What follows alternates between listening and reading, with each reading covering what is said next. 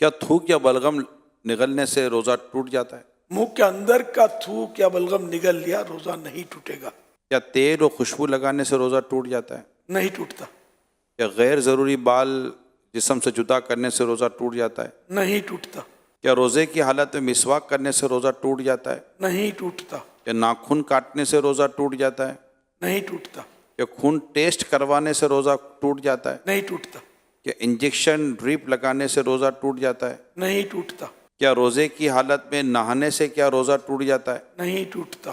क्या रोजे की हालत में कुल्ली करने से रोजा टूट जाता है? नहीं टूटता। क्या बच्चे को दूध पिलाने से रोजा टूट जाता है? नहीं टूटता। क्या सुरमा लगाने से रोजा टूट जाता है?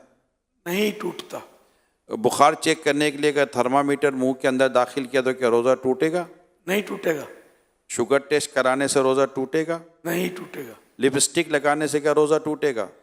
नहीं टूटेगा। लेकिन लिपस्टिक में यह है कि अगर आदत है होंठों को जबान फेरती है और लिपस्टिक का असर हल्क में महसूस हो गया, इतनी उतर गई, तब रोजा टूट जाएगा।